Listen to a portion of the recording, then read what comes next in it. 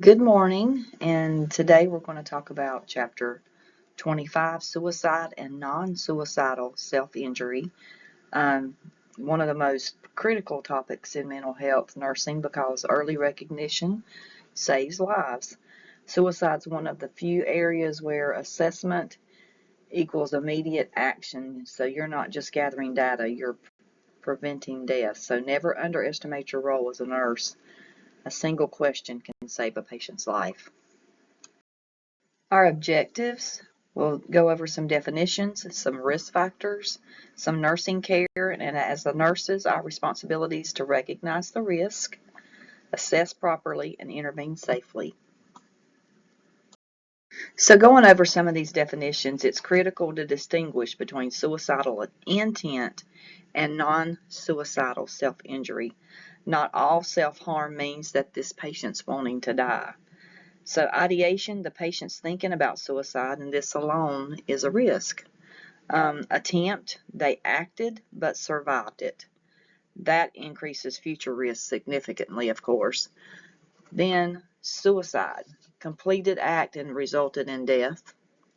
And then non-suicidal self-injury, it's intentional. They are hurting themselves but not trying to die.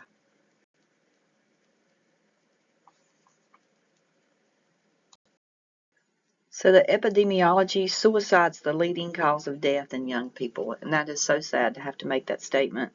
Suicide rates have significantly increased, especially in the younger population, and this makes early assessment even more important.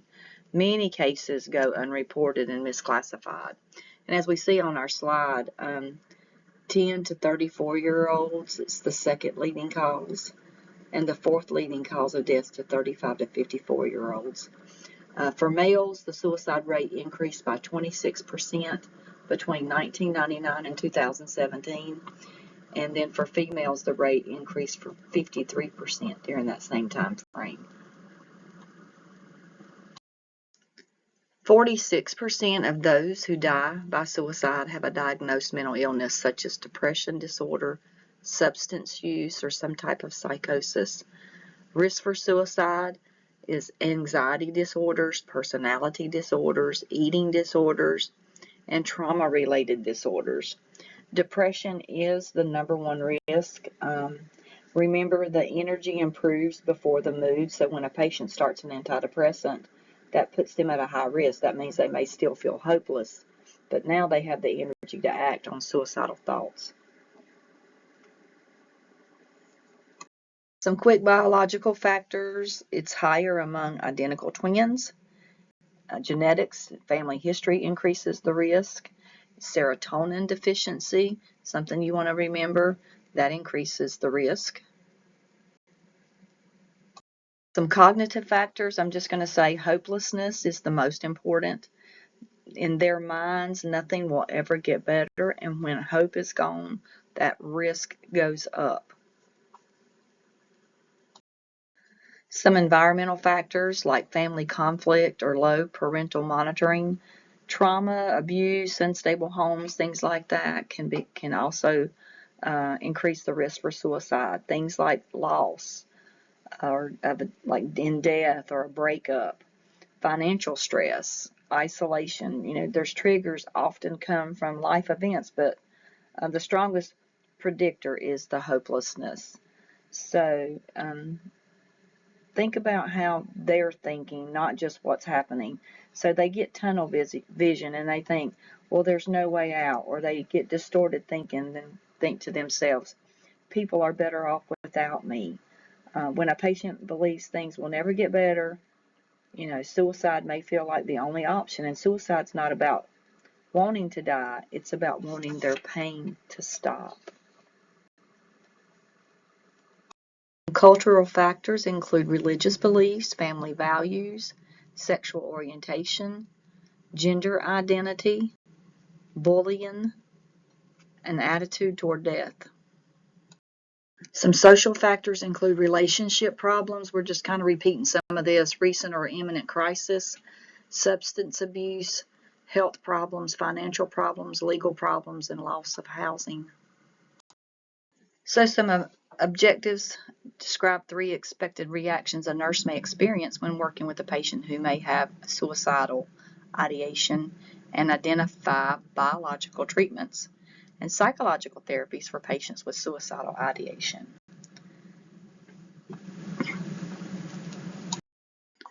So let's look at the application of our nursing process. What are we going to do for our assessment? We're going to be listening for verbal and watching for nonverbal cues, listening for their statements, asking about history, any history of attempts, family history. Do they have anyone in their family who has either attempted or been successful at suicide? A sudden switch from sad to happy. Suddenly happy is a big red flag. So we must really listen carefully. Patients often give clues before they attempt suicide. A sudden improvement in mood can definitely signal a decision to act. Just thinking about nurse self-awareness, this topic also affects us all emotionally because as healthcare professionals, we may experience fear in the sense of what if I've missed something? What if somebody was successful with suicide that was your patient?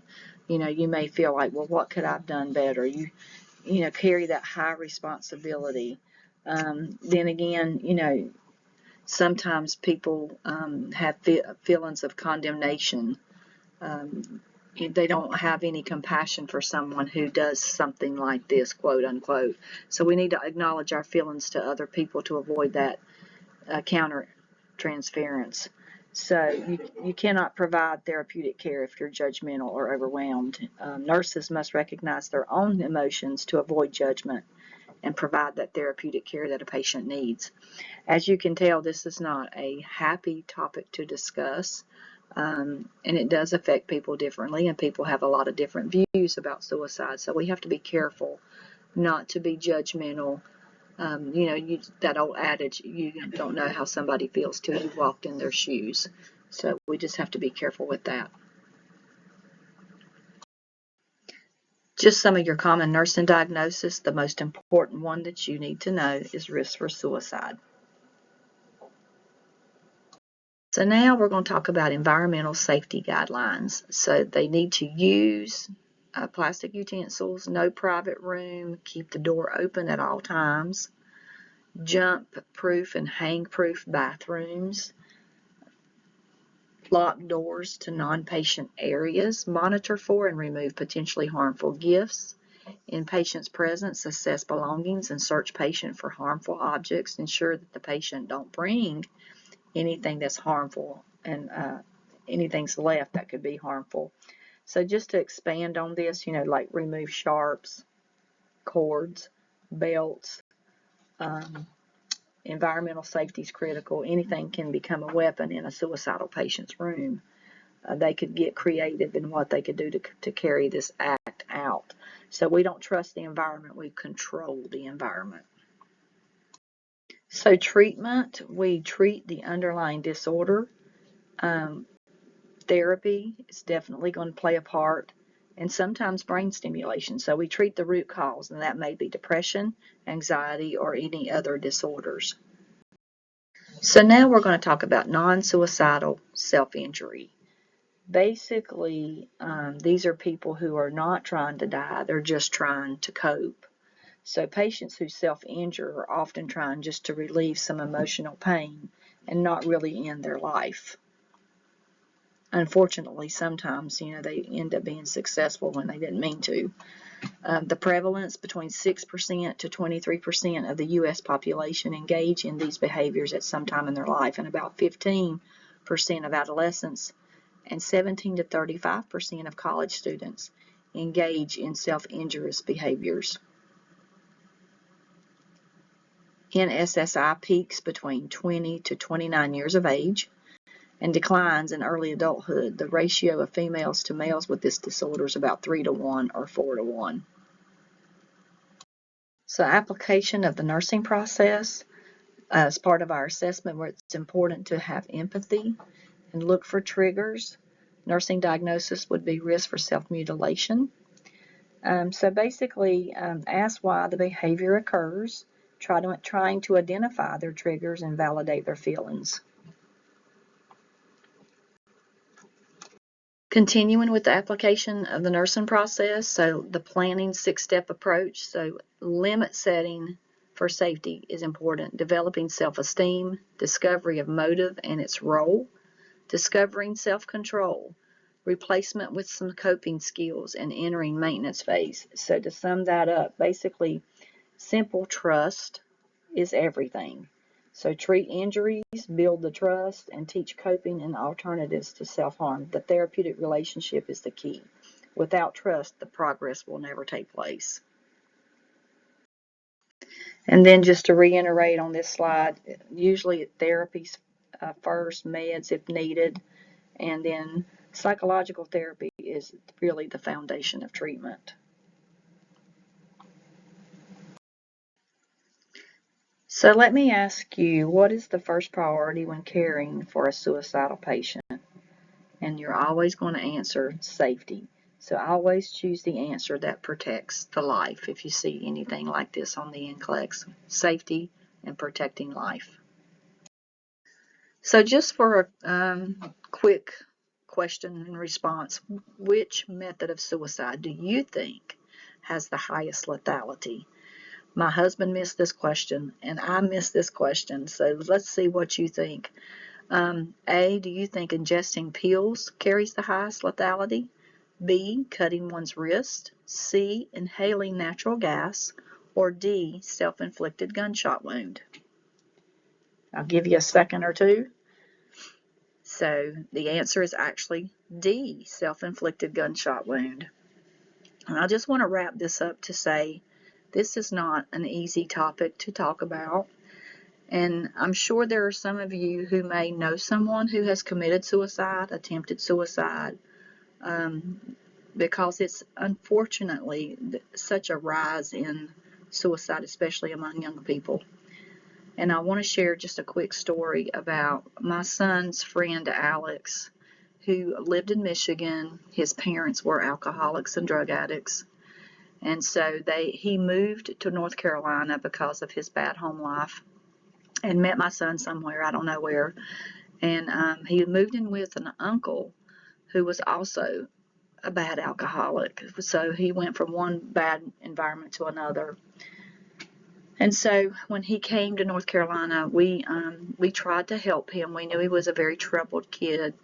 And so we gave him a car, tried to help him find a job, I tried to teach him things even in the kitchen. I remember teaching him how to make smoothies, and he was so excited. Just the little things that he never had a family to spend time with him doing. So anyway, Alex ended up going back to Michigan. And basically, he struggled mentally. And there was one time I had to pick him up from the Thomasville Hospital, Behavioral Health. And so he did struggle mentally. He went back to Michigan. And then about 5 years ago, he was 25. Him and his dad got into a fight. They were both drinking heavy. And they got into a fight, and he just went into his bedroom and hung himself. So I couldn't help but think of Alex a lot while I was going through these slides. It's a touchy subject. It's a painful thing to talk about. But anyway, so sad, so sad. So just remember that as long as there's life, there is hope. And I hope y'all have a wonderful day.